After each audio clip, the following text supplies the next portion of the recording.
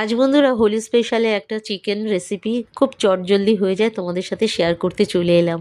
আর হোলির দিনে আমরা তো মহল্লার লেডিসরা তাড়াতাড়ি রান্নাবাড়ি করে একসাথে হোলি খেলতে বেরোই।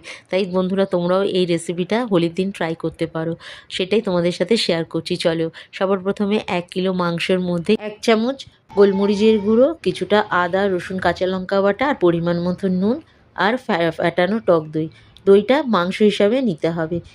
তারপরে ভালো করে ম্যারিনেট করে রেখে দিলাম। এই ম্যারিনেটটা যদি আগের দিন করা যায় তো আরও চটজলদি চিকেনটা বেনে যায়। তো আমি 1 ঘন্টায় ম্যারিনেট করে রেখে দিয়েছিলাম। তারপর এদিকে একটা মশলা তৈরি করে নিলাম, হচ্ছে 1 চামচ ধনে, আধা চামচ জিরে, আধা চামচ মৌরি, এটা ড্রাই রোস্ট করে গুঁড়ো করে নিলাম। তারপরে তেলের মধ্যে দিয়ে দিলাম ঘি, আর দিয়ে দিলাম কিছুটা গরম মশলা কুটে, আর তেজপাতা ফোড়ন দিয়ে দিলাম।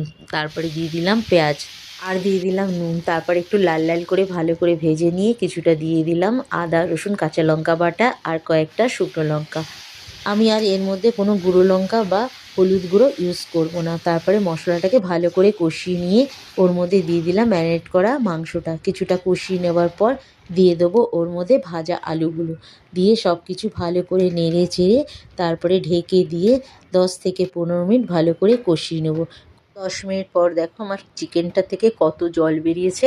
তারপরে ওর মধ্যে পরিমাণ মতন একটু মিষ্টি আর ভাজা মশলাটা দিয়ে আরও ভালো করে 10 মিনিট কষিয়ে নেব। কষিয়ে নেওয়ার পর অলমোস্ট দেখো আমার চিকেনটা হয়ে গেছে। তারপরে সব শেষে দিয়ে দেবো চেরা কাঁচা লঙ্কা, দিয়ে গ্যাসের আঁচটা বন্ধ করে পরিমাণ মতন ধনেপাতা দিয়ে আরও 10 মিনিট ঢেকে রেখে তারপরে গরম গরম সার্ভ করলাম।